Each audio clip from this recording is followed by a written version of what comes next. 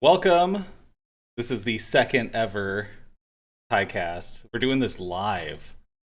I have some awesome guests tonight, and it's the second episode, but we are doing it live for the very first time, and so this is very exciting. I've been in the last couple hours getting it all set up, and before we get all started, I just want to introduce my guests.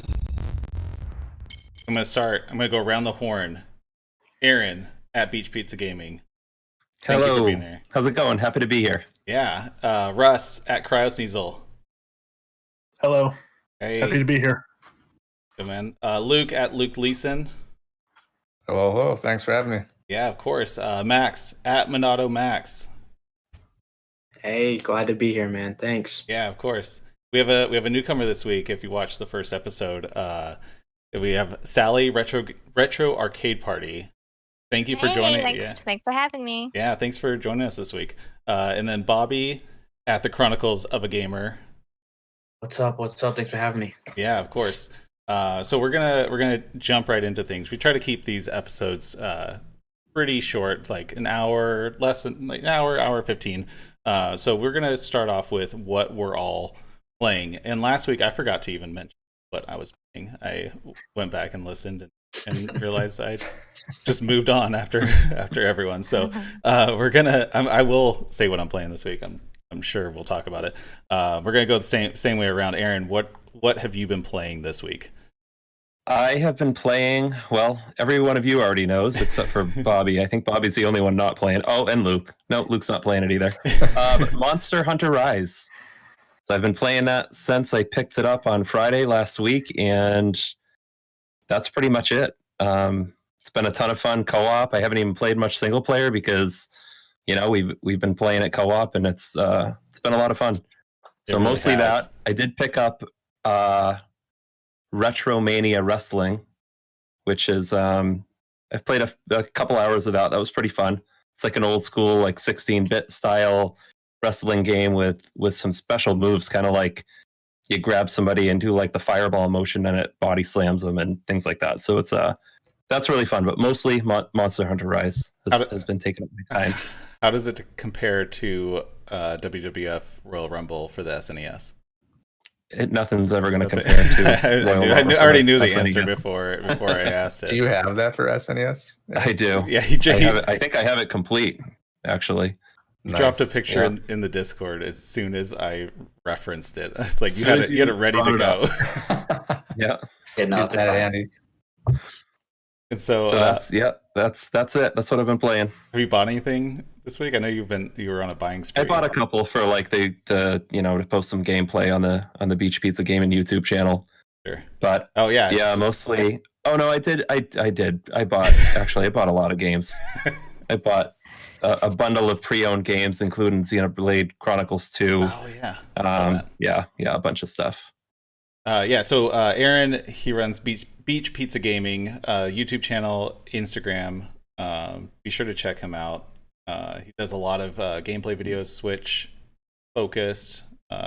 Venture out here and there, but mostly Switch gameplay videos. So be sure to check out Aaron's YouTube channel. There's a link in the description for everyone here. So if you're interested, be sure to check it out. Russ, what have you been playing, man? Pretty much exclusively Monster Hunter. I started that game on Friday, and it hooked me immediately. I've been having a lot of fun with it. You've been the pro of our group. You put in the most time, and you also have friends who have played more than 0 Monster Hunter games, unlike everyone else in our usual party. I think the other guys play like 1,000 hours in Worlds, so they have a lot of experience. I have a question. Are you still playing Loop Hero? That was I had to pull you out of that last week to get on the podcast. That was the last time I played it. Really? Since Monster Hunter came out, I haven't touched it. Been going nonstop. Yeah. So Russ, you live stream. You've been playing through Resident Evil too. Resident Evil the remake. Did you beat that? Yep, I just beat it yesterday. Awesome. First time I ever beat a Resident Evil game. Nice. Good job, bro. Yeah. Nice. So Russ you have a Twitch, it's CryoSneasel, and Instagram, and then Twitter mostly. I think I'm not sure what we linked in the description. Twitch, but be sure to check out Russ. Thanks for being here, man. Luke at Luke Leeson, what have you been playing, man? I have been back into Loop Hero yet again. Nice. I was gonna ask you because I know you and Russ were in it last week. Yeah, usually when I get a game, I just want to finish that game, so I just focus on that. But You guys are beat really it? tempting me to get Monster Hunter. You should join. We had the first issue where we had too many people in our party, and it just happened. It just happened where Aaron was dipped out right when we had people joining, so it worked out. So we had 2 separate sessions that I doubled up on. Can you beat Loop Hero? Yes. Oh, okay. There is an end goal. So Gotcha. that's what I'm trying to do right now. I'm close. We'll see. And Luke, you have a YouTube channel. You're doing. Can you repeat how you described it last week? Because that was really. Yeah, it's just essentially essay reviews on topics in movies and games. Awesome. That's what it boils down to. Yeah, and then so you have that, and then your Instagram. But you've been putting out. You finish your watching your. Did you finish your last video yet? I know you were working on one. I finished writing out a script, which I was talking about on the Discord there. I got off my lazy butt and wrote it. That's the hardest part for me. Yep. Well, thanks for being here, Luke. Check out your next video. Max, Minato Max. we just learned in the pre-show that you're a big fan of April Fools. Oh. Yes, I love April Fools, man. Love it. I think your mic might be a little bit delayed. Is my mic working? Yeah, here's a little delay. He's just pranking us. I think you're back now. The ultimate April Fool's joke. So what have you been playing, Max? My internet's playing I've been playing actually a weird one. I woke up at 4 a.m. one day and I was like, you know what? I want to play Batman Arkham Knight. So I continued my day. I woke up at 4. I turned on the PlayStation 5 and I started playing Batman Arkham Knight. And that was my first actual next gen game when I bought a PlayStation 4. So seeing the game, it still looks very beautiful, but I can see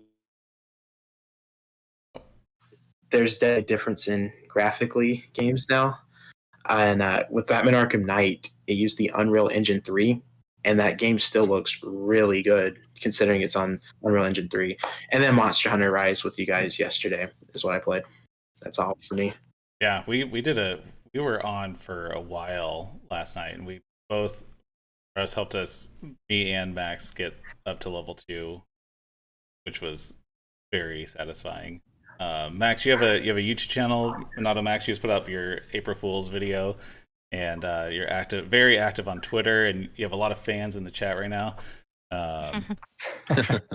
And thanks for being here, Max. I appreciate it. And our newcomer, of course, and our newcomer Sally at Retro Arcade Party. Thank you for being here. What are you playing right now? Well, other than being pressured into getting Monster Hunter from Aaron and playing with you guys, I'm still playing through Immortals Phoenix Rising, and that's pretty much been my focus. I started playing Legend of Zelda, the original one, just to play that again. Like the NES one? Yeah, nice. The first one, the first original one. I haven't played more than a couple hours of I haven't played the old. Yeah, me neither. When I was a kid, I was always terrified to play that one. I got that game when it was brand new back in 1987, and I just beat it 2 years ago. Oh wow! It was worth it. It's a long game. It's worth it. Listen, you beat it, bro. That's it. Yeah, that's all that matters. That's all that matters. So Sally, you have an Instagram account and you live stream on Twitch. Mm-hmm. It's your Instagram is Retro Arcade Party, right? Is it at Retro Arcade Party? And then your Twitch account I linked in bio. So be sure to check her out. And thanks for being here. It's good to have. It's nice to have 7 of us. It feels like one of us in 7, bro. Yeah, exactly. I like the number 7. So up next, Bobby, the Chronicles of a Gamer. What are you playing? I've been playing Sniper 4 with my boy Marlon, trying to get the platinum on that. We're at the last level on easy, just to get the last collectibles. And then it's just going to be authentic difficulty run. Hopefully it doesn't take us 10 years. Because it's a lot harder than 3, I'll tell you that. Because the AI is better. Like, they'll flank you, and they don't tell you they're flanking you, like the other game did. So I was like, oh, where'd they go? Behind us. And then I just beat the first AVGN game, the first game of the remastered double game, whatever it's called. Yeah, like the remaster. Yeah, 2-pack. It has both game 2-pack. Yeah, that's what it was. I just beat that just before we hit record. Yeah, I really enjoyed that game a lot. We were talking about pre-show because I was setting up our name badges for the stream, and I was about to message you, and you jumped on, and you're scrambling, and we were saying it was the most authentic thing to be late for our video game podcast because you were playing an actual video game, unlike the rest of us. Bobby, you have an Instagram account. I talked about it last week. The Chronicles of a Gamer. You post every single day and a different topic every day. Whether games you've platinumed before, and you go alphabetical from like 3 different systems, and review games every single day. And except Sunday. Except for Sunday, yeah. your day of rest. Give us a schedule again. So basically, I'm currently in PlayStation, the original. I'm in the D section. So Monday, Tuesday, Wednesday is a review in the D section, and then Thursday would be like an arcade game, alphabetical order that I played. Friday is a platinum post until I catch up, and then Saturday is just like what I'm playing recently, and that's pretty much it.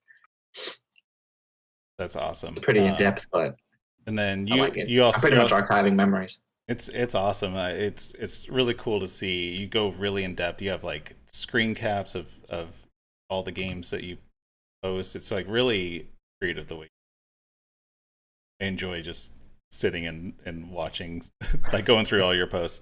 And then you're also on YouTube. You post some videos here and there too. So I think I linked your Instagram account in the description. But be sure to check out the Chronicles of a Gamer.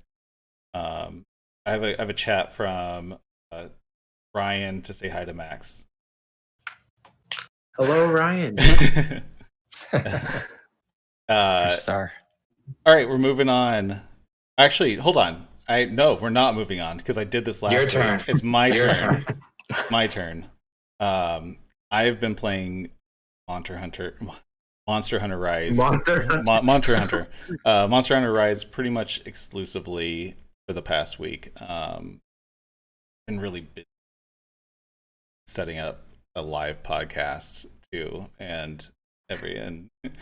But I've been playing with Aaron and Russ and Max and Sally, and it's been awesome. I've never played a Monster game, so there was definitely a learning curve and some stuff to understand. It's not a very pickup game if you don't have showing you the rope, but it's been very satisfying.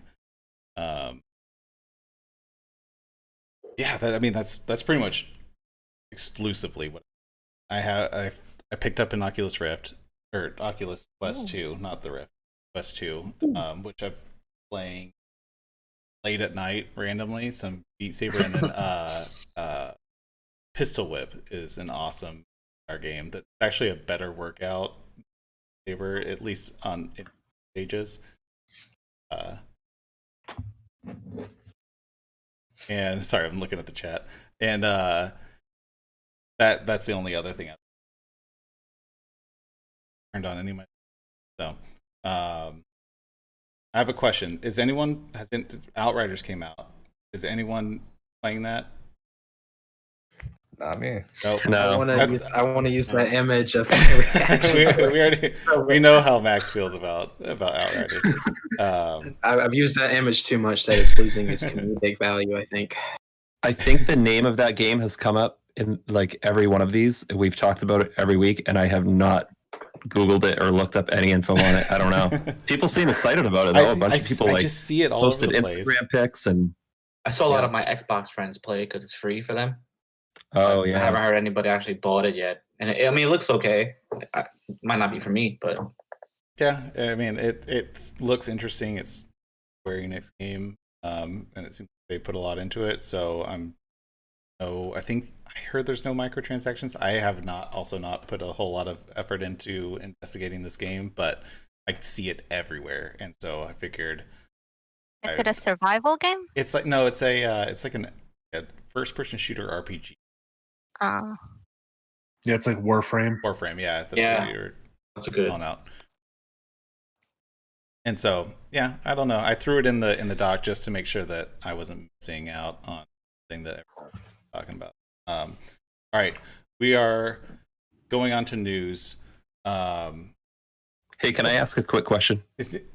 Yes, you may. About games we're playing. Yeah, I gotta ask Luke. So. Yeah. Everybody like Loop Hero took it kind of caught on and went a little bit viral, and people seem to love it and get addicted. But Famitsu magazine gave it a 5 out of 10. Do you agree with that score? No. Nope. All right. What would you score it if you had to score it? I'd say 8 out of 10. Okay. All right. It needs a little more work, but it's above average, I would say. I was curious. Maybe they just have something against it. I don't know. I'm going to try it soon. I don't know. Where did you find that out, by the way? I was trying to look that up. Somewhere on the internet. So it's got to be true. You got that limited run news, so. Yeah, exactly. Oh, hold up. Give me just a second. I'm going to get some.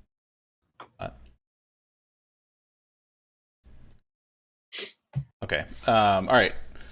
Moving on to news. Ryan in the chat, let me know if that's better now. So Monster Hunter Rise, it shipped 4 million copies. Although in the opening weekend, I keep seeing different news articles because not everyone shows their numbers the way that I think it is Japan that actually is the most transparent with sales numbers. And so I saw an article saying that I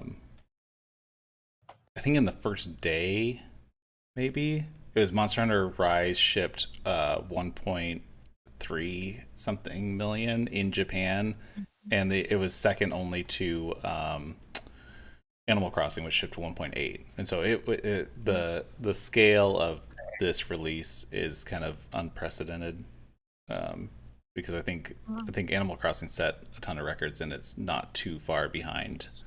I'm really surprised it beat out Animal Crossing. No, it was like 500,000 less than Animal Crossing, but it was still up there.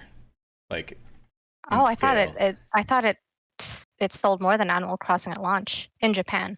Oh, maybe it did. I think she's right. I think I saw that too. I think she's right. Oh, okay. Yeah. I could have been seeing an old article. I was looking through stuff when there is one record that it did set, and that it's already the best-selling third-party game for the Switch, which I think is interesting. That's crazy. That's crazy. That is actually something to think about. Aaron, we were talking about that Monster Hunter World is the best-selling Capcom game ever. Yeah. Which so I looked up some of those numbers, and it was like 16.8 million, which is huge. And I think the second best-selling Capcom game under that was like 8 million or 8.2 million, and it was I think it was Resident Evil 8, maybe 7. But I did 7 or 7. Yeah, 7. Yeah, 8 hasn't come out yet. It probably hasn't sold that much. I would be very surprised. That's a lot of pre-orders. So Resident Evil 7, I think was number 2. But that's huge. That's so for those of us maybe that don't know, like the people listening, including myself, what would be considered good sales for a game? So I don't know if I can answer that, but what I was looking at to get this information was Capcom's official like sales numbers releases. So this is every game that Capcom has ever made and sold. So out of everything. Now the only thing that's a little bit tricky with it is if you read through it, like the first thing I did was like, there's no way that Monster Hunter World sold more than Resident Evil 4. Because that was like such a popular game until you come in this chat and none of you have played it. But anyways, so the weird thing that they did is like Resident Evil 4 on PS2 and GameCube, and those were like sold 2 million or 4 million. And then the HD remasters sold like 2 million. Then the PC sold like 3 million. So like that game was like kind of all separated, where Monster Hunter World was just a release on Xbox, PC, PS4. All the numbers lumped together, but I think you did. You did the math though. It was still. Yeah, it was like 9-10 million or something like that.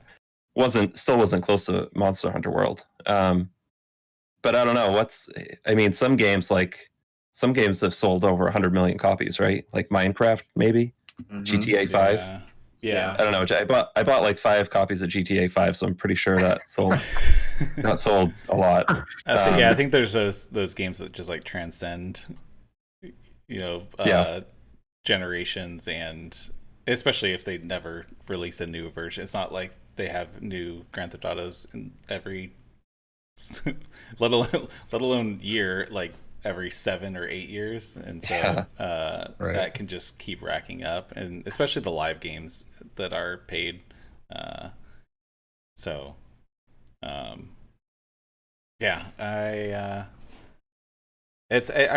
Why is Rise doing so well, do you think? I think there was just a lot of hype for it, and it being a Switch exclusive, and especially in Japan, Switch is completely dominant, I think, and it's the type of game that would just take off there. We don't have a lot of numbers outside of Japan because they're a little more obscure to figure out the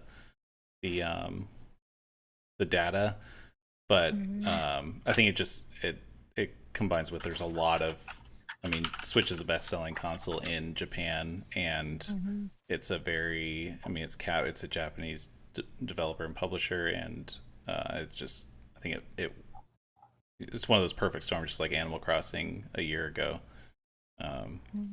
So I think also the reason why it's selling so well is because the Switch owners were very hungry for a Monster Hunter game on the Switch, since they didn't have Monster Hunter World come to the platform. Yeah. And this is like a mainline Monster Hunter game, so I just think everything was aligning well for Monster Hunter Rise with all that consideration. And a Switch exclusive for a year until it goes to PC. Sorry, Sally. Yeah. Did Monster Hunter World also have the same, you're able to join friends and play like that? I think it had a bigger, didn't have a larger party. I think you could do like 16 players in a map. Holy, I think. Really? It was Did anybody play it? I never played it, but it was definitely more than 4, because I saw the people complaining that they shrunk it down to 4, but because they added the Palamutes and Palicos, that it created a similar type of effect in terms of action. Yeah, chaos, straight chaos. Yeah, and it's on the Switch. Right. This would be the perfect kind of game that I wish they like do a cross-platforming on different devices. I think that's why World was so big too. Was that probably wasn't cross-platform though, I'm guessing. the time. It was on platform. I mean, like cross-platform play. Right. Yeah. It didn't have crossplay, but the reason why Monster Hunter World was so successful is because both PlayStation and Xbox didn't have a Monster Hunter game in years. I don't think Xbox ever had a Monster Hunter game. I know the PSP had some Monster Hunter games, but yeah. Now I just got to pressure Luke into getting it. Yeah. At this point, I have to. I have to lean in. You might just convince me by the end of this episode. I'll keep playing it. Now that I'm at level 2, I'm like, a whole new world opens up. Now that I know what I'm doing in Monster Hunter Rise, it's so much more fun. So thank you yesterday for all you guys helping me. That's the key. Is you have to know, like, understand the quirks and everything, and like there's not a traditional menu system. You have to go and talk to people to bring up like different menus and everything. It's a very immersive type of navigation in terms of like, even you have to talk to a cat to go into multiplayer. There's no 2D menu. It was intimidating at first. Like I didn't know it is where very intimidating. Was. Especially I didn't play a Monster Hunter before. Exactly. Especially if you've never played a Monster Hunter, because it seems like they've added stuff and also simplified some things from especially World. I've heard that it's both a little more complex, but also simplified in terms of like it goes back to the roots of some of the older Monster Hunter games. Maybe that's how you guys learn how to play, but I just play with Russ, and that's how I learn. Yeah, he'll just tell us. Because he knows everything. If you don't play with Russ at least one time, you're missing out. Okay, this guy is Mr. Specialty. Okay, bro company. I'm just transferring now, bro. Amazing. Seriously, I was thinking healing, that today. Yeah, he like comes through on the multiplayer games. I was like, hey Russ, I bought Mario Tennis Aces, that game that came out 3 years ago that nobody plays. He's like, oh yeah, I'll play with you. I'm like, cool, all right, thanks, dude. Seriously, I feel like I could go get My Little Pony riding stables and be like, hey Russ, I need co-op on this, and he can jump in. No, it's I got a copy of that. 100% agreed. Yeah, I was saying last week, Russ, if you have what? Oh, you do? If I have it, I'll play it. Oh, yeah. I thought you were saying that he has My Little Pony stables ready to go. If you did, I'd go buy it. On physical. Exactly. All right. The next on the news list is the Sony officially confirmed that they are discontinuing the PS3, PS Vita, and what's left of the PSP PlayStation Store app features, basically buying new games, buying in-game content, and so forth. The main thing they made sure to clarify was that you can, if you purchase games, you can still redeem those, and including like some types of like gift card, like if you have like a game code, I think you can still redeem those, but like PSN gift cards and anything that involves buying a new game through a transaction is being shut down. And I think it's a big deal, because especially with digital games, you want to make sure that when you buy a game that you have it forever. And this is it. They've done most of the legwork to make sure that they are maintaining that, but if it also is kind of a gut punch that if you bought a PSP Go or something that's fully digital, I don't know, 10 years ago or whatever, you cannot legally get any more games on it in a month? No, we have a couple months. 3 months. June, I think it's like July 2nd, and then the PS Vita is August 27th. So, what do you guys think about this the store closure?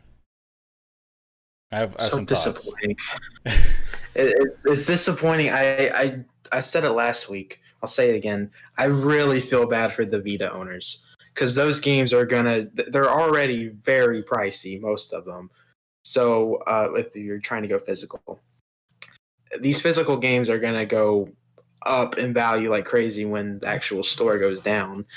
So I feel bad for the Vita owners. I don't really care for the PS3 owners. You got so many games over there. Vita, you have a limited amount, to be fair. So, and it's expensive to get Vita games. Like, I was actually going to start playing my Vita more, and then I was like, all right, let's see the Vita game prices. I shut down the idea immediately on playing my Vita again because I saw the physical game prices. I'm like, no thanks. But yeah, I feel bad for them. Yeah, it's the one thing that I keep going back to is like Sony wants to make sure that people feel comfortable buying these games, and so when you shut down stores and everything, like it definitely cuts off, like it's, even if it's just a psychological thing, like you still can access all your games, but it puts that time limit on the content that you're buying. And even if you're thinking of like PS4 games right now, at what point are they going to shut down that store? And like, oh, like, you know, it's just for me at least, it's more of a psychological thing. It's gonna that drives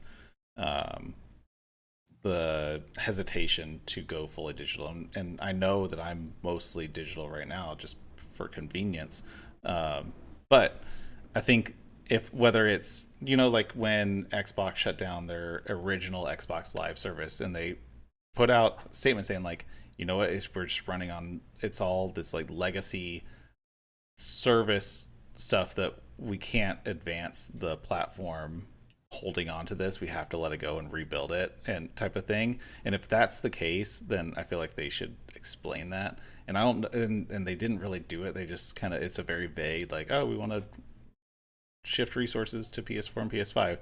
But especially for the Vita, that seems like that's their last mobile platform, you know, handheld platform, and cutting that supply off essentially kills that. I know there's no new games coming out for it, but it's just, you know, people that want to get into that ecosystem. I don't know if that means they're just, who knows, maybe they'll announce some new portable console or something. I don't know. I doubt it. But too. Yeah, just throwing that out there. I don't think it'll happen, but I don't know. So I'm looking through this. Feel free to jump in if anyone has anything else to say, but you'll be able to still re-download any purchased games. You'll be able to access any purchased video or media content. You'll be able to redeem game and PS Plus vouchers, and you'll be able to re-download and play claimed games through PlayStation Plus as long as you remain a member of the service. So for PS3 specifically, yeah, I think it's a big deal. I definitely agree with you guys. Like, I'm a huge fan of games preservation, and digital is the best way to do that. And a lot of physical games on like PlayStation 1 are extremely expensive these days to find.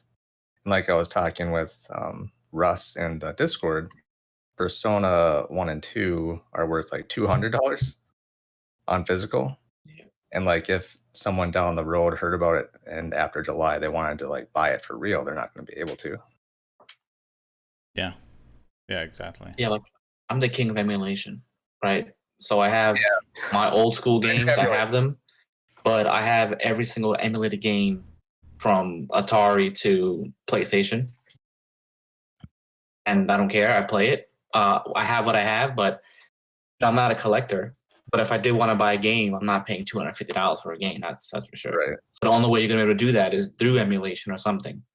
So it sucks for the Vita and PS3 owners, but I feel like whatever you were going to play, like for me personally, I played what I was going to play. I have no interest in playing PS3 anymore. I moved on. But that's just how it is every system. Nintendo eventually went away and Super Nintendo came in, and then that went away, and N64 came in, and that's just a cycle of the systems. Yeah. I mean, but I mean the thing is like with digital, it adds such a different level, and especially with games like coming out where you can't play them straight off the disc and stuff like that. That adds a whole nother, like, if you have if you put in a disc into a system, it has to connect to a server to access your game that you've bought physically. That is a whole nother concept that adds to the whole game preservation thing. And when servers go offline, and what happens. Has there been any news on that? Like, you have a PS3 game that needs a bunch of updates. When you put a disc in for the first time, is it going to still have those updates? Yeah. Does it not have to do with I don't know. Are those separate things? They have a huge FAQ. It's scary, man. And so I'm sure. It looks like that will, like, updates and everything will still happen, especially since you can download the game. Like, if you've never downloaded the game before, it would download it at that point. So I would be surprised if it doesn't have. I'm sure they go through it. They go through everything on this update thing. I wish it was more clear of why they were doing this more than anything, other than just like they want to shift resources. Like, that's such a vague response. I wish they were a little bit more transparent with the reasoning for it, if nothing else. And so I don't know. I definitely feel they gave up on the Vita too quickly. Yeah. I was like, they had something going, and then I guess it wasn't what they thought it would be, and they kind of just forgot about it, which is sad because they could have had something unique, but maybe they just feel like, okay, it's a lost cause, move on. But it sucks for people who want to buy it because the price is going to be ridiculous. Who's going to afford it? Yeah. If you have to buy all physical, and they're all limited right now, essentially, they're not pressing any new Vita cartridges, and so and it also drives people to, ultimately, like, piracy and everything. Like, you can hack. I don't know much about the Vita. I don't know much about the Vita, but I have a hacked PSP because it's not easy to get games anymore. So I don't know. I feel like there's a bigger story out here that we're skirting around with this whole store closure.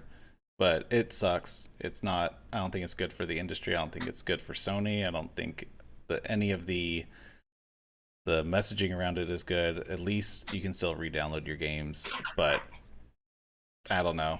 It doesn't feel right that they're doing. It wasn't going to stay up forever. Yeah, and everybody knows that. You know it right now with PS5 and with the Nintendo Switch. Eventually, it's not going to stay up forever. 20 years. Yeah, it's true. Yeah, and the Vita came out 8 years ago? Yeah, I think it was 8 or almost 9 years ago. 9 years ago, and yeah, it's that's a pretty short lifespan for a console to have it shut down.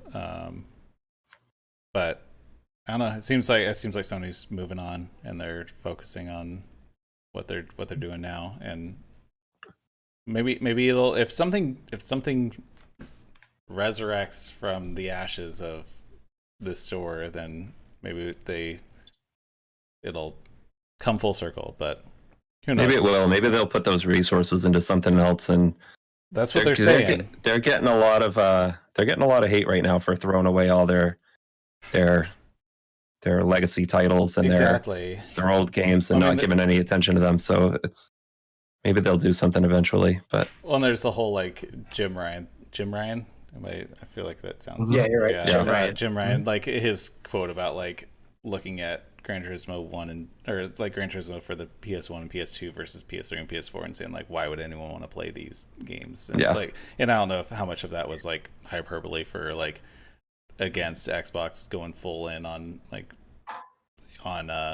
backwards compatibility. It was 100%. And so it could have just been, that type of thing. But I know people are resurrecting that pretty heavily, as, like, PlayStation just abandoning their their legacy when other parts of their company are trying to preserve it. But all right, we can go on that for a long time. Forever. Moving on to Cyberpunk, the patch 1.2 is out, and the list of changes goes on for days. It's as long as the FAQ for the Sony shutdown. Yeah, I think it's probably longer. I'm scrolling in the video portion of this, and it's going. We're about halfway right now. I'm just scrolling. So you can fix this for the Stadia version too. Yeah, and so I know like a lot of them are like very like specific instances in specific missions that are like break it, but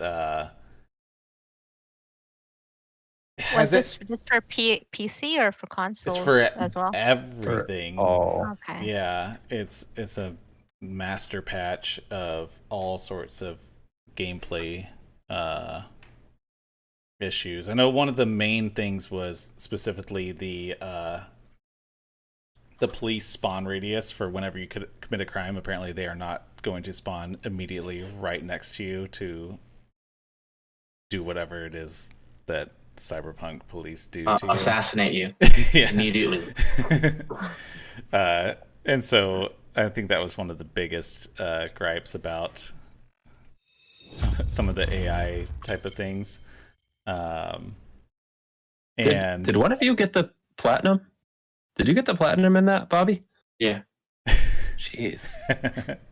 How'd you like the game pre-patch 1.2? I mean, to be honest, when I first put it in, it was in the a little external hard drive, but I was playing it for my PS5. First act was fine. Second act, it kind of was acting funny, and then someone was like, "You idiot, take it out of there and put it on the PS5." So I did that. I really didn't have that many glitches in the game. I just thought that it just felt empty. Like when you're playing Red Dead Redemption 2, there's like a guy, sawing a tree. There's guys carrying stuff, and it's like a whole world. This was like very empty. But story-wise, I thought it was interesting enough. And then if I did encounter a glitch, since I already had all this technology in my body, I just pretended that was part of the game, for me. And it worked out well. I enjoyed it. Some of the endings were, okay. I saw the endings. To me, there's only one good ending. I thought, at least for me, that was the ending I chose to be the last one. But I enjoyed it. I'm just happy it's done. If that makes sense. Yeah. Like I enjoyed it, but okay. Right. Like I don't really have any fond memories of it. Yeah. Rush, you played it too, right? Yeah, I didn't platinum it though. I tried, but I got bored and I just couldn't do it. Yeah. I think Sally, you played it on PC, didn't you? Yeah, I did, and I was bragging, saying, "Oh, I have this souped up PC. No glitches are gonna happen." And I encountered my first glitch when my gun disappeared mid combat. I haven't picked it up since. I said, you know what? I'm gonna wait for the patches, but it's just so sad. It was such a very hyped game, and I feel bad for CDPR getting a lot of flack for it. It seems like they've been putting a lot of work into to fixing it, and there's a lot of politics going into how that company is run and how everything that went down with the release and everything. There's a lot of pointing fingers and everything. It was a game that was honestly high on my list of like, okay, I'm gonna get into this game. This is the game that I'm gonna be like passionate about and I'm gonna actually commit to. And then all the things started trickling out, and I kind of just stayed away. So I'm like, okay, basically as soon as, and then everything exploded.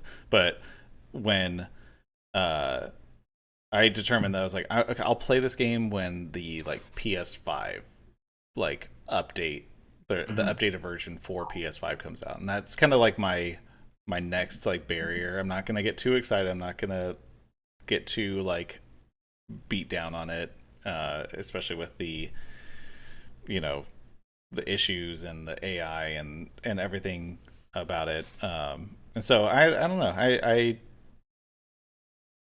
I still like the whole concept of the game. I never bought it, and so it seems like they're fixing a bunch of things. I think this is the first of 2 major patches early this year before they do the big next gen update, if I'm not mistaken. But it's still not on the PlayStation Store digitally. No, I don't think it's ever going to go back on PlayStation Store. They said they're getting close. That's what I heard. I think I heard I saw a quote that it's close, and so I don't know if they're waiting for the next patch or if they're just verifying that this patch fixes enough of the issues that Sony was having with the game. So, well, I don't think Sony had issue with the game. I think Sony had issue with everybody buying it, playing it, and then wanting returns. Returning it. So it's like they played whatever the amount they could play, and then I want to return. That was their issue, I think. Yeah. And so, Sony should let them put it on the PS3 store. in I would just put Glitz Edition on it and just let it run. In case you're wondering, cyber psychos and mini bosses are now immune to tranquilizer rounds and system reset quick hacks. In case that makes a difference in gameplay. Either one of those. I just read that they are stopping the multiplayer now. Oh yeah, they canceled. They're dropping it. Yeah. Did it have multiplayer? Anyway. Or was that they were going to make it. Yeah, they were going to add it in. I think they canceled it. I heard that too. So I got into a lot of fight with this game. What was Max, that? did you play the game too? Because I think I watched your video. What do you think of it? I did play the game. I am actually one of the very lucky people that really didn't get any glitches throughout my experience. I had, I believe, like 5 crashes, and that is a lot of crashes, but I was expecting to get a lot more crashes since everyone was talking about it crashes every minute. Like, I've heard stuff like that. So I really enjoyed this game. The story, the outcome I ended up with, I loved all the characters, the character development. Mm-hmm. The story is 100% there. It's worth playing the game for the story.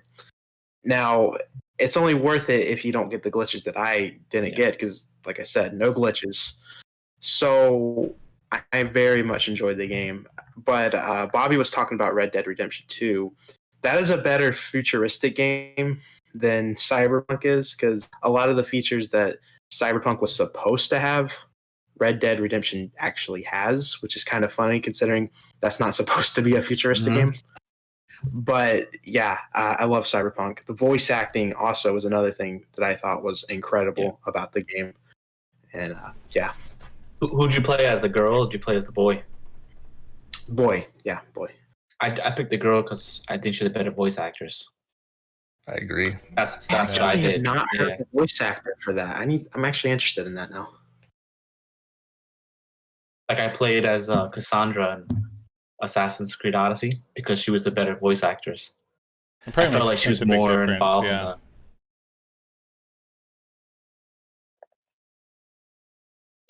So, sorry, we are behind on everything, so we're gonna power through these next few news items. We're gonna combine the limited run releases coming out. We got the Switch limited run Doom, the Classics collection. It's Doom. What is it? Doom 1, 2, and 3. Mm-hmm. Yeah. Coming to limited run, and then also the Star Wars Republic Commando. Is it just a collect? Oh, it's a collector's edition coming out April 16th for Switch. Is that just Switch? And PS4. Yeah, Switch, PS4, and PC. Yeah, and PC. And so I'm excited for the Doom collection. I just want to say. Doom. How much is it, Max? Doom is $30, which if you looked at when they did the, I believe it was Doom 64, the limited run of that one was $30, and I skipped out on buying the Doom 64 Switch copy because I felt like it was too expensive for what it was. Like, I mean, $30, limited run game, that's pretty much most of their games, $30 to $40. I'm showing 40. But this 40 Doom for collection, on their site it's showing 40, $39.99 for the classics 1, 2, collection. 3. Yeah. It's not terrible. When it was announced, it was 30, and I guess it's still a good deal. But I didn't buy Doom 64 because I felt like that was too expensive. But since you're getting 3 games all in one cartridge, very much worth it in my opinion. That's awesome. Oh, it's coming out tomorrow in 12 hours. Yeah. Is when, Get your wallets out. Yeah. But if you pre-order, you're probably not going to end up getting it till like September because it takes a while for them to ship the game. It does. Yeah, it does. Sometimes you get them really fast though.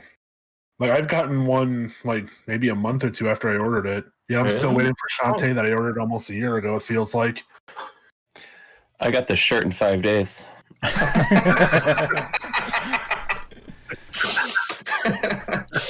How many did they make of those shirts? Limited run, bro.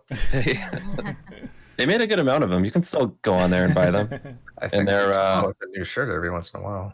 They're next level. They're that nice soft blend. Can I get a special edition of that shirt? Can I get Can I get a steel case? It should come in a steel case when you open it. That'd be awesome. Would you pay $40 for that? Did it come with a trade? I think it was like $20. It wasn't a lot of money. Really? That's not bad. Yeah, it wasn't a lot. That's it was not bad cheaper at all than any of their games, which is why I had this shirt for a long time in none of their games. Their newest shirt is on there too. It's a Doom styled shirt. Oh, really? Oh, yes. Oh, there you go. You're buying it now. Yeah, Max, you get the Doom game. I'm gonna get the shirt. I'll pick it up. I have 0 limited run games, and I will definitely pick up a Doom style shirt. I have the Streets of Rage limited run special edition. That's the only limited run game I bought. I have. Luke, I saw that you added the Star Wars Republic Commando collector's edition to the news. Can you explain what this game is? Because somehow I missed it entirely. It's an old Star Wars FPS game from like 2005-ish. Gotcha. Okay, so it was what did it originally come out on? Original Xbox, and like, so there's a PS4, PC. You could tell he types. It originally came out on Xbox and PC back in 2005. Okay. Back in 2005. Yeah, it's considered highly regarded. Yeah, that's as much as I know. I haven't played this game, but it looks like it's a pretty cool collector's edition. There is there's the game, a steelbook, a reversible poster, a certificate of authenticity, art cards, and a thermal detonator enamel pin, and a commemorative metal coin for for $89.99 in a big box. So, limited run, doing a lot of stuff right now. I think they're gonna keep going with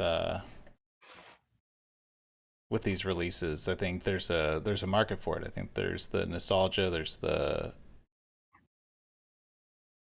actual having it physical. Exactly. Yeah. Physical demand right now. Going away. Yep. Sure. Okay. I love imagine if they start doing PS3 games. Sometimes I mean, listen, if they can, right? Why not? Yeah. It's just sometimes they do, Aaron. They do? On rare occasions, yeah. I mean, I've seen them do like the Game Boy and N64 games, and like on actual cartridges. But well, All right, we're doing this one quick. Police arrest members of the world's biggest video game cheat company and seize their luxury cars. It's the largest seller of video game cheats and arrested 10 of its members and over $40 million worth of assets. The name was Chicken Drumstick, and it sold cheats for everything from Call of Duty to Overwatch. Jeez. And they would charge $10 a day up to $200 a month, which that doesn't make sense.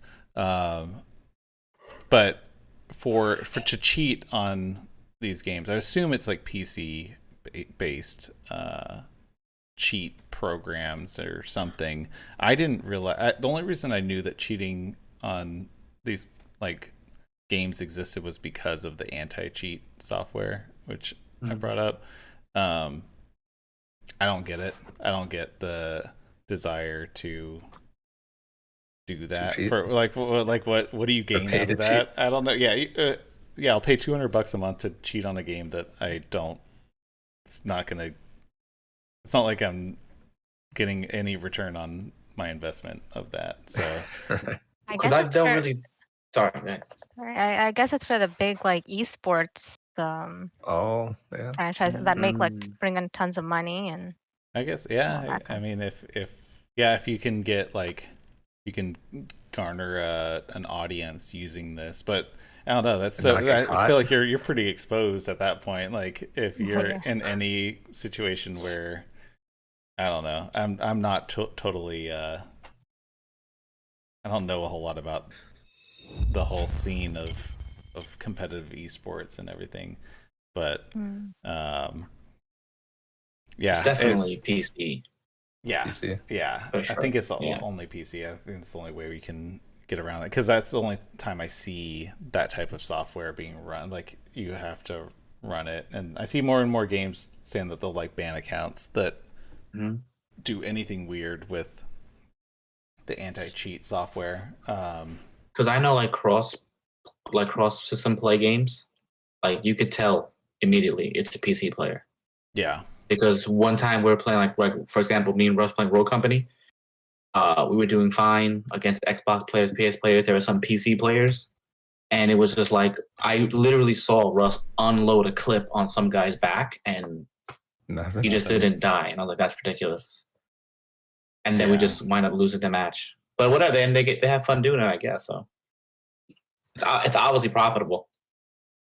Hey Max, I got a comment in the chat. I haven't been keeping up too much, but Ryan says that you need to get some of those collector's editions to add to your posters on your wall.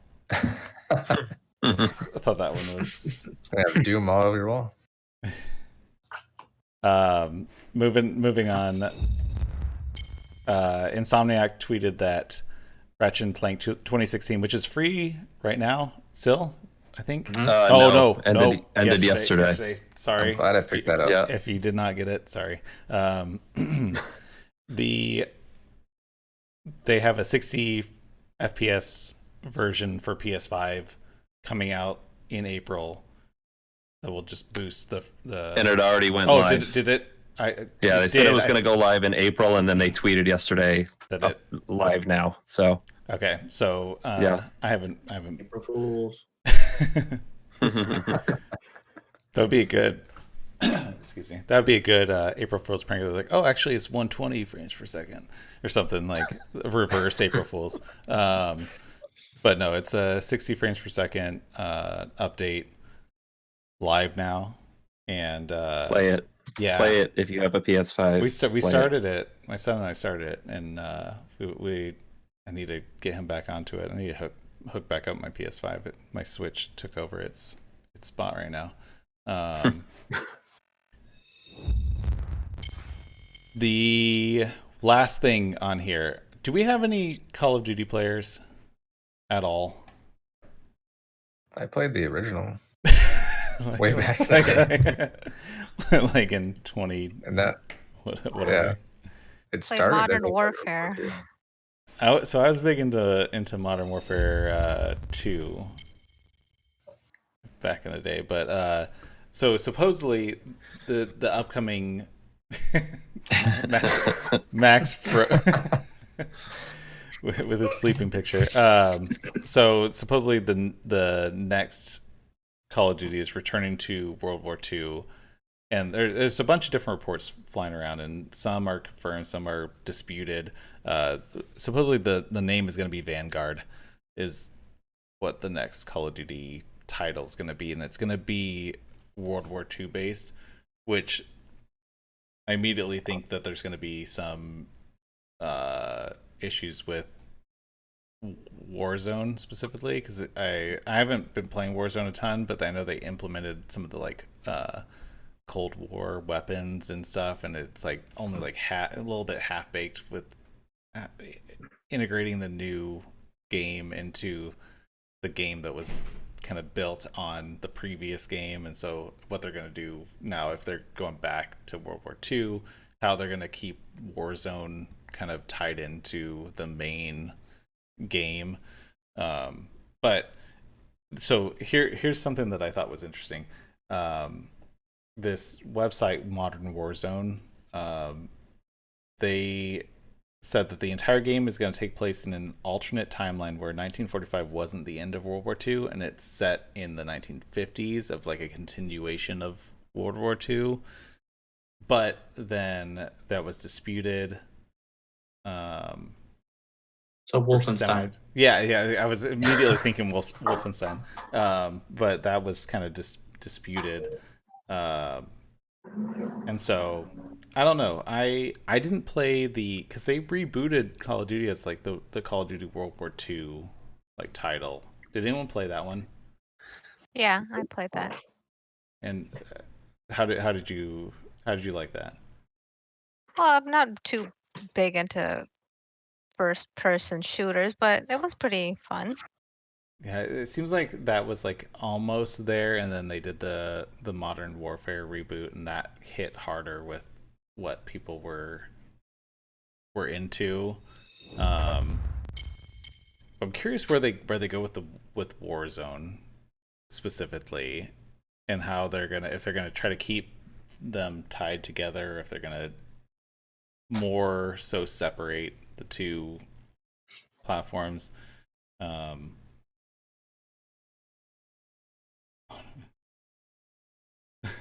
Ryan in the chat is just going off on Call of Duty right now. I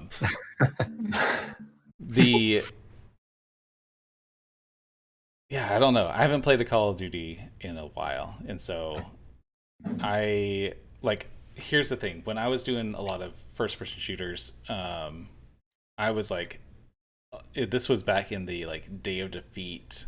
That was my World War II first person shooter. That. Do you remember that? The Half-Life mod? That was that was what I was into. I was like Counter-Strike 1.6, Day of Defeat, and ever since besides Modern Warfare 2, that was my only like kind of foray back into that whole scene. I don't know. I feel like I can't keep up with all of them. They come out so fast, and then they move on. It's kind of like a Madden situation for me, where I'm like, I can wait a couple years, and then suddenly it's like 10 years, and like, I haven't played one of these in a long time. But it's kind of still the same type of thing with just minor differences and a different. But I mean, at least they have a new campaign or something. It would be cool to just like release a campaign story-based game and not have to be online, and just have the online game now currently happening. Yeah. I feel nice. like they could fully split it into two separate types of games, and I wouldn't be surprised. It seems like other platforms or other publishers are doing that more so, where they're focusing on single player campaign, or they're doing a multiplayer only type of live game. I feel like that's only going to happen more and more moving forward. But does anyone else have any thoughts on the next Call of Duty? You guys were jumping out of your seats. Well, what was the last Call of Duty? It came out like 2 years ago. Well, the Cold War came out at the end of last year. It was like the What was the what was before that one? It's like a Black Ops one? Modern Warfare. Well, yeah, Black Ops 4 Cold War was the last one, and then before that was the Modern Warfare remake. Yeah, I bought one like 2 years ago, and it was like I saw it on Slick Deals, and it had just come out. It was like $38, same day shipping, and so I bought it on Amazon like right away, and I still haven't made it through the tutorial, and that was like 2 years ago. It's probably not gonna get the next Call of Duty. I don't know. I don't remember what was before Modern Warfare. Modern Warfare was the one that it seemed like it had a decent reception, more so than the last couple. So I don't know if it was either Modern Warfare or the one before that, which I don't remember what it was. But then there was the Black Ops 4 Cold War, which it seems like some people really enjoy. It gets, like I enjoyed the reviews. Campaign remastered, whatever they just had. That was pretty cool. The Modern Warfare one? Yeah, like remastered. There was no multiplayer. It was just the storyline of that game that had multiplayer. Yeah, I thought that was pretty cool. That was right before that came out. Like I had no interest in the online, but I thought the story was nice and short. Was that the Modern Warfare 2 one? Yeah, 2. It was 2. Yeah, it was 2. Mm-hmm. That's the only one that I've actually played most of the single player in, and it was pretty engaging. All right, quick before we wrap this, I have a hot take. What's your favorite controller of all time? GameCube controller. Max, I'm not surprised. NES? You like the simple? Yeah, simple. Few buttons, not complicated. Can I say 8-bit DOE controllers? Yeah. Which one? NES Which Pro? one? Which one is that one? The one that you were gonna get. But it's like the version before that. Yeah, the like the SNES Pro, or the, what do they call it? SN Pro Plus. I think that's what it is. Yeah. That I just got a shipping update for the second one. I think it's coming in like 2 weeks. It's like that. It's basically a Nintendo controller and a PlayStation controller combined. Yeah, with the little handles. I'm excited to get that in. Russ, what's your favorite controller? PlayStation 5 controller is a close favorite. Max, what'd you say? PlayStation 5 controller, close favorite. I'm just gonna say that. Oh yeah. Oh, I got a hot take after that, but Russ can say his favorite. My favorite one's the Switch Pro controller. Ah, nice. That's my boy. Virtual fist bump. Bobby, what's your favorite? I don't know.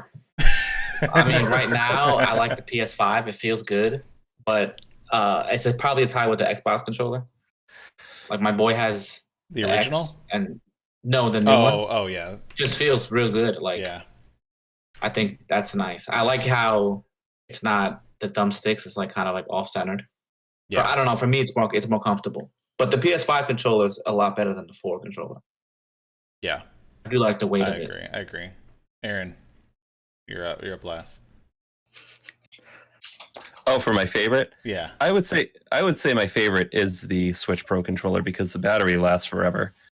Like I don't even know the last time I charged mine. It was probably like 2 months ago.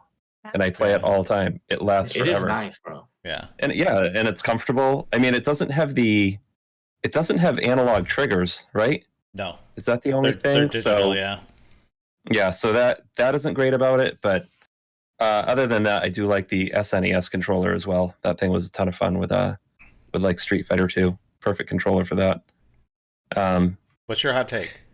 I am surprised about the PS5 controller love because I cannot stand that thing. It's probably one of the reasons I haven't used my PS5 as much. Like it does.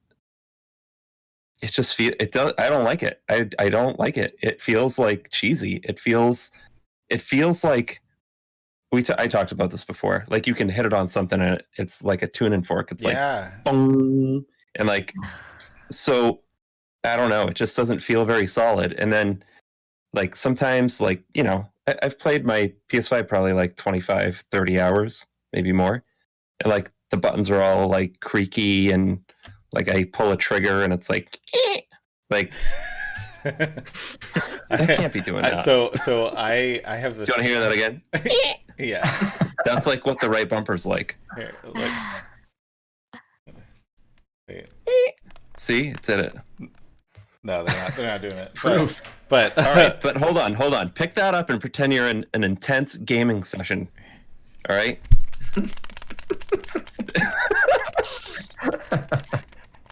Okay.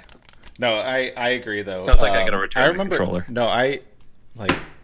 Oh, you can't hear it, but you can feel it. No, you could feel it. Like for me, the haptic feedback, whatever. I can care less about that. That doesn't do anything for me. I actually love that. I don't like. I mean, I guess the drawstring part when you do it is cool, but after a while, it's like I just want to pull the trigger. Yeah, I think it's kind of gimmicky. Yeah. Yeah, you know, and then like I said, it's not really made well because you could definitely hear like that vibration when you hit the corners. Yeah, that's the one thing I was like, sometimes it feels, especially when the rumble gets really intense, it feels like the controller's about to like fall apart inside, like it's just gonna rip out of itself type of thing. Like it feels like the components are stronger than the casing sometimes. Yeah. Type of. I feel like to save money, Sony went to Wish.com to get those controllers.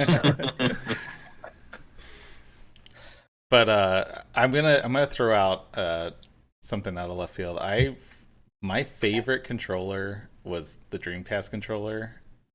If it had a second analog stick, obviously that would be better for like dual stick type of stuff. But the placement of everything and the single analog triggers, and where I feel like you could use both the analog stick and the D-pad really perfectly, because it wasn't like this, it was like this type of thing, and so you could just sit like this and just be like, I don't know, it just felt so much more natural to like grip this thing.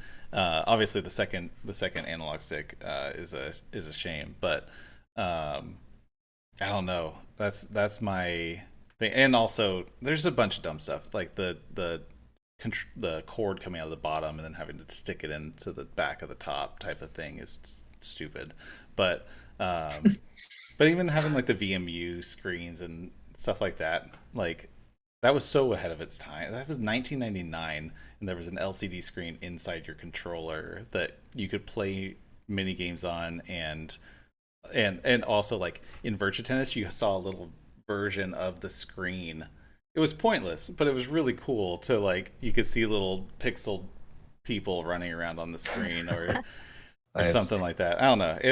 I felt like that controller was just like, if someone did that type of revolutionary jump in controller technology nowadays, people would be losing it. Like I feel like PlayStation did like a quarter of that, and it was like, I don't know, people still freaked out, but Hey, hold on a minute.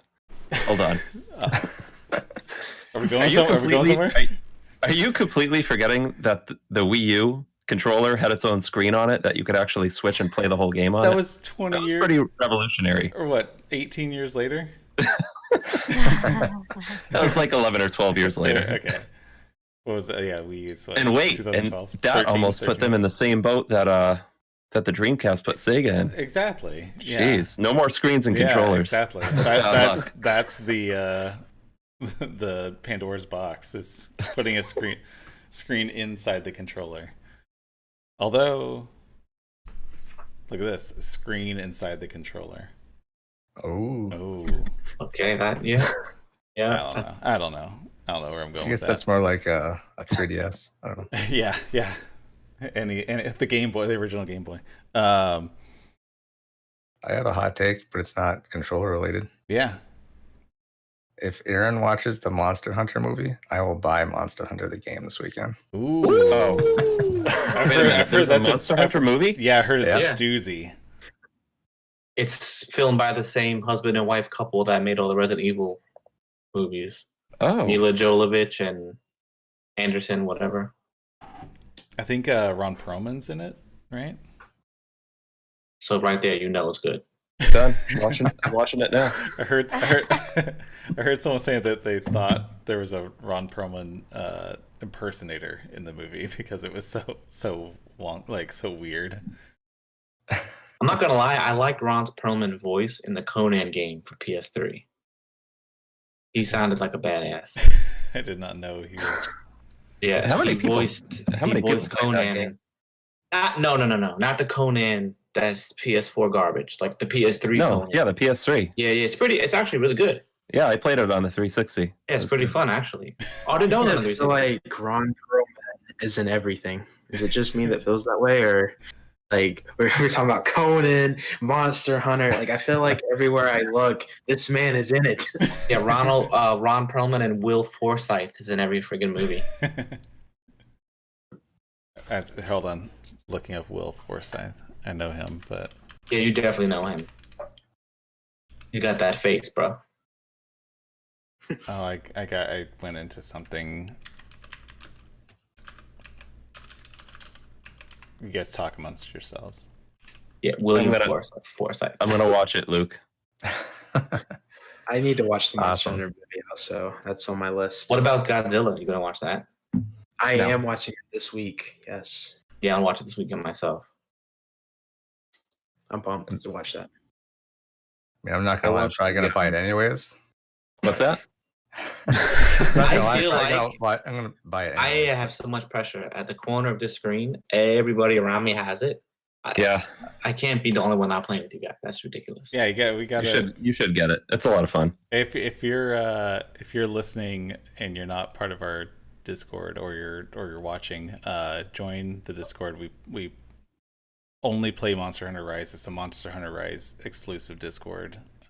Everyone else needs to be kicked out. Remember back like in high school, like bro, drink some beer, smoke some weed. The Discord now is like, yo, buy a Monster Hunter.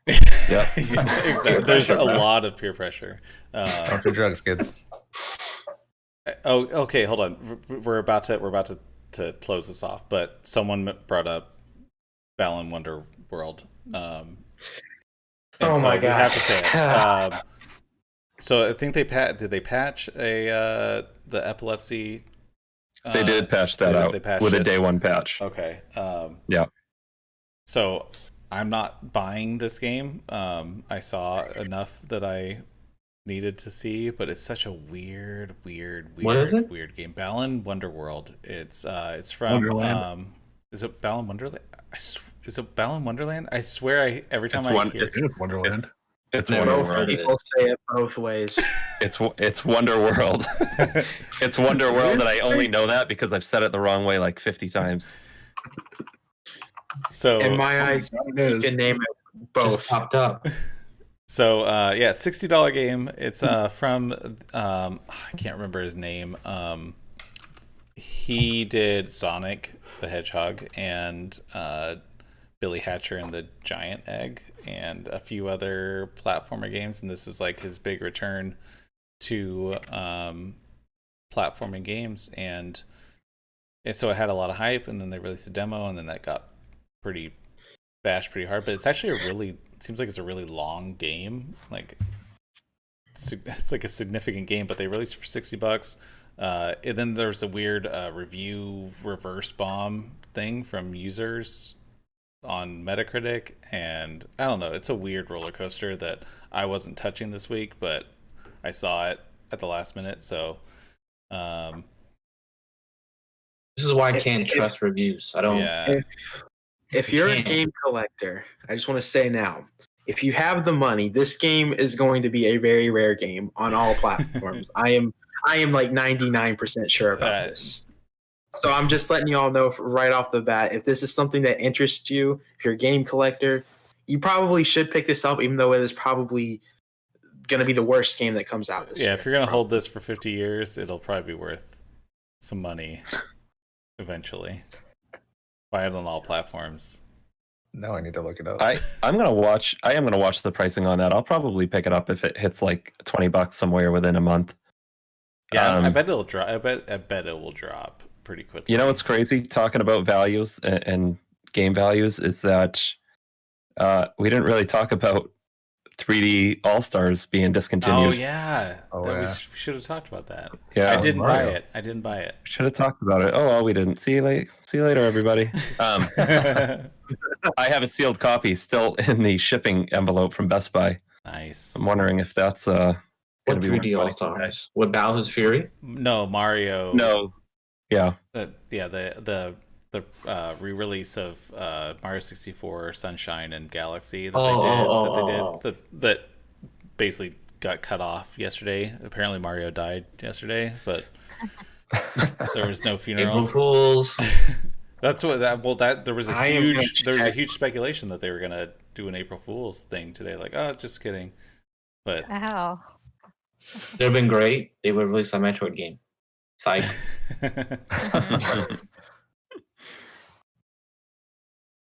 I am checking right now on eBay just to see the prices of 3D All Stars, and the sold listings I can see are it's like dropped under 60 right now. People are buying it for 45 to 50 on eBay. You can still get it at like Target, Best Buy. Yeah, there's plenty all of those places, copies out in the wild. I think it was just digital I think it was like digital was cut off today, and then they're just not printing anymore, type of thing. I can't imagine they're not gonna do something that includes those in the future though. In some form. They're already done. It doesn't make any sense. I mean, unless they're doing the full Disney Vault thing, which I feel like Disney's kind of getting away from with Disney Plus. I don't see that being the end game for Nintendo. All right, we are over. We're almost at an hour and a half. So just want to double check we didn't miss anything. Okay, we're good. Thank you guys for being here. Thank you for being thank you for if you watched live, if you're listening, if you're watching post live. I appreciate it. Be sure to check all my guests out on their respective channels. I'm gonna do a quick run through to everyone. Aaron at Beach Pizza Gaming, YouTube, Instagram. Thank you for being here. Thanks for having me. Yeah, Russ at Cryosneasel, Twitch and Instagram and Twitter. Thanks for having me. Yeah. Luke at Luke Gleason, YouTube and Instagram, right? Yep. Yeah. Thanks for being here, man. No problem. Max at MadotoBax, YouTube, Twitter, no Instagram. No Instagram. But before I go, I just want to say one last thing. Kanye West will be in Super Smash Bros. Yes, that was your April Fool's video. I need to. It was an April Fool's video though. Oh, sorry. Spoiler alert. Sally at Retro Arcade Party. Thank you for joining us this week. I appreciate you being here. Thank you. You're on Twitch and Instagram, right? Yeah. Are you on Twitter too or no?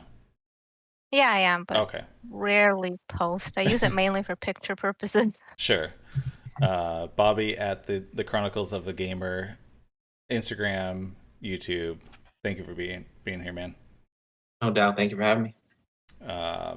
With that, we're a wrap for episode 2, the first live one. So thank you, everyone watching. It's in the bag.